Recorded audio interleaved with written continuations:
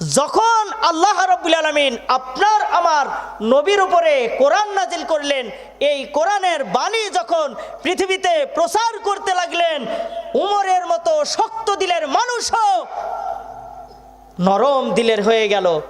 এবং আপনারা হয়তো বা জানেন কিনা জানি না, আরব দেশে তদানীন্তন সময় একটা মুরগির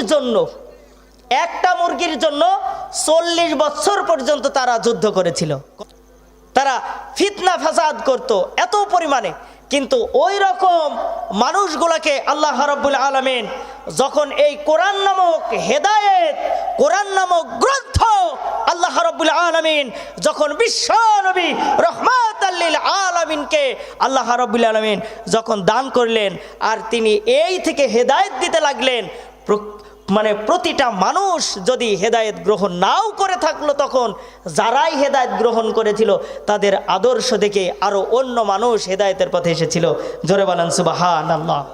এটা হলো সেই কোরআন, এ হলো সেই কোরআন যে কোরআন থেকে আল্লাহ রাব্বুল আলামিনের রাসূল চোরগুলাকে, বাটপারগুলাকে, বদমাইশগুলাকে, লম্পটগুলাকে আল্লাহর রাসূল এক প্ল্যাটফর্মে নিয়ে এসেছিলেন, যারা হয়ে গেছিল সোনার মানুষ। জোরে বলেন সুবহানাল্লাহ। আল্লাহ রাব্বুল আলামিন মা আনজালনা আলাইকাল কুরআনা লিতাশকা।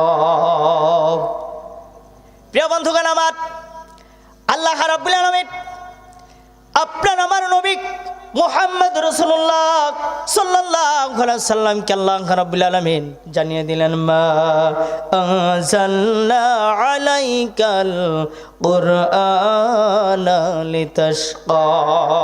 আল্লাহ রাব্বুল আলামিন, হে নবী,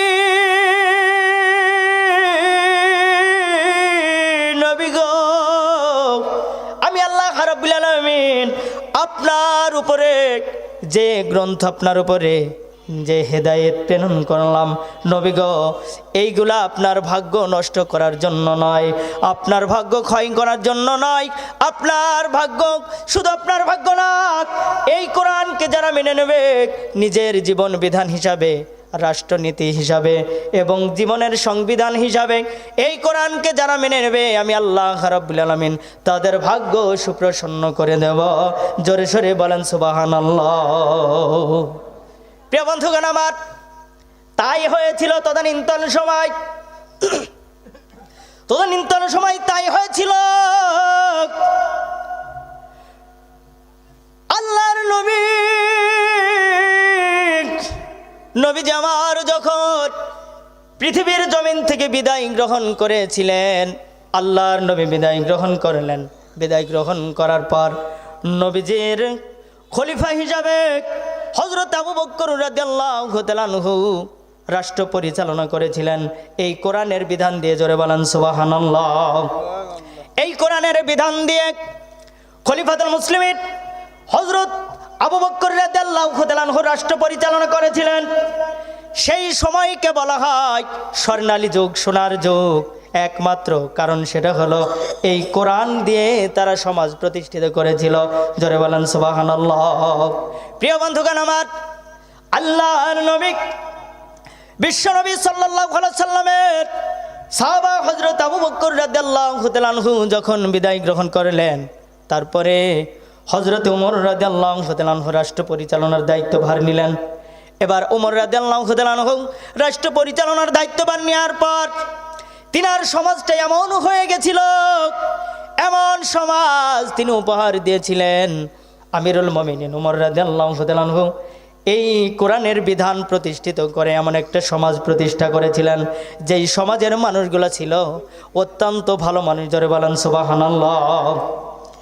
এমন ভালো মানুষ তারা হয়েছিল, এমন মানুষ হয়েছিল যেই মানুষগুলা এই পৃথিবীর জমিনে যদি কোনো পাপ করত, যদি অন্যায় করত, তারা সঙ্গে সঙ্গে নিজের পাপ, নিজের অন্যায় দুনিয়ায় মিটাবার জন্য কোরআন অনুযায়ী তারা বিচার ফয়সালা করত। জোরে বলেন সুবহানাল্লাহ। লা ইলাহা,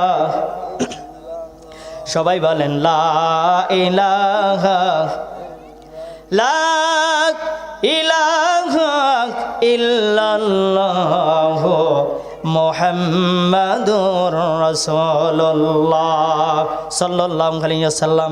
প্রিয় বন্ধুগণ আমার, আল্লাহর ভয় কেমন হওয়া উচিত, আল্লাহ রাব্বুল আলামিনকে কেমন করে ভয় করা উচিত? ইন্নামাল মুমিনুনা আল্লাযীনা ইযা যুকিরাল্লাহু ওয়াজিলাত কুলুবুহুম ওয়া ইযা তুলিয়াত আলাইহিম আয়াতুহু যাদাতুহুম ঈমানাও ওয়া আলা রাব্বিহিম ইয়াতাওয়াক্কালুন। বলেন আল্লাহু আকবার। প্রিয় বন্ধুগণ আমার, কেমন ভয় তারা করেছিল, কেমন ভয় তাদের অন্তরে ছিল। যেহেতু আমিরুল মুমিনিন ওমর রাদিয়াল্লাহু তাআলা আনহু রাস্তা দিয়ে তিনি চলে যাচ্ছেন, হেঁটে যাচ্ছেন, একজন যুবক অত্যন্ত ভারাক্রান্ত হৃদয় নিয়ে তিনি কান্নাকাটি শুরু করে দিয়েছেন। এবার ওমর রাদিয়াল্লাহু তাআলা আনহু যুবকটাকে ডাক দিয়ে বললেন, যুবক, কিসের জন্য তুমি এত পরিমাণে কাঁদো? তোমাকে কেউ কি মেরেছে নাকি? তোমাকে কেউ কেউ অত্যাচার করেছে নাকি? তোমার কিসের কষ্ট, তোমার কিসের যন্ত্রণা, তুমি কেন এত পরিমাণে কাঁদো? এই কথা যখন আমিরুল মুমিনিন ওমর রাদিয়াল্লাহু তাআলা আনহু বললেন, তখন ওমর রাদিয়াল্লাহু তাআলা আনহু আমিরুল মুমিনিন হন নাই, তখন তিনি সাধারণ একজন সাহাবা ছিলেন, কিন্তু এত নিষ্ঠুর হৃদয়ের মানুষ ছিলেন ওমর রাদিয়াল্লাহু তাআলা আনহু। তখন তিনি যখন কোরআনের ছায়াতলে চলে আসলেন, কোরআনের সংস্পর্শে যখন চলে আসলেন, তখন তিনি নিষ্ঠুরতা দূর করে দিয়ে এমন মোমের মতো নরম মানুষ হয়েছিলেন ওমর রাদিয়াল্লাহু তাআলা আনহু, যার তুলনা পৃথিবীর কোনো নজির করে নাই, নজির হয় নাই, এখনো পর্যন্ত কেউ নজির স্থাপন করতে পারে নাই। ওমর রাদিয়াল্লাহু তাআলা আনহু এত পরিমাণে নরম মানুষ হয়েছিলেন, যার কথা আল্লাহ রাব্বুল আলামিনের রাসূল তিনি বলেছেন, উমর হলো এমন একজন ব্যক্তি, সেই উমর এমন একজন ব্যক্তি আল্লাহ রাব্বুল আলামিন তাকে করেছেন। সেই উমর, আমার পরে যদি নবী হয়ে আসার কোনো সিস্টেম থাকতো, তাহলে আমার উমরকে আল্লাহ রাব্বুল আলামিন নবী করে পৃথিবীতে পাঠাইতেন। বলেন সুবহানাল্লাহ। যেহেতু আল্লাহ রাব্বুল আলামিন কোরআন কারিমের ভিতরে বলছেন, মা কানা মুহাম্মাদুন আবা আহাদিম মির রিজালিকুম ওয়ালাকিন রাসূলুল্লাহ ওয়া খাতামান নবিয়্যিন। বলেন আল্লাহু আকবার। আল্লাহ রাব্বুল আলামিন বললেন, নবী মুহাম্মদ সাল্লাল্লাহু আলাইহি ওয়াসাল্লাম তিনি কোনো প্রাপ্তবয়স্ক পুরুষের পিতা নন, তিনি এমন একজন নবী, তিনাকে আমি আল্লাহ রাব্বুল আলামিন রাসূল করে প্রেরণ করেছি। আমার মুহাম্মদ সাল্লাল্লাহু আলাইহি ওয়াসাল্লামের পরে অন্য কোন নবী আমি আল্লাহ রাব্বুল আলামিন প্রেরণ করব না। বলেন সুবহানাল্লাহ। ওয়া খাতামান নবিয়্যিন। জোরে বলেন আল্লাহু আকবার। প্রিয় বন্ধুগণ আমার, উমর রাদিয়াল্লাহু তাআলা আনহু যুবককে ডাক দিয়ে বললেন, যুবক রে, ও যুবক, তুমি কাঁদো কেন? কি হয়েছে যুবক, কিসের জন্য তুমি কাঁদো? এই কথা যখন উমর রাদিয়াল্লাহু তাআলা আনহু যুবককে বললেন, যুবক বললেন, আমার এমন একটা অন্যায় পৃথিবীর জমিনে সংগঠিত হয়েছে, এমন একটা পাপ পৃথিবীর জমিনে আমি করে ফেলেছি, যেই পাপের কথা পৃথিবীর অন্য কোনো ব্যক্তিকে আমি বলতে পারবো না। আমি এত বড় চূড়ান্ত পাপ করেছি। চিৎকার দিয়ে বলেন আল্লাহ।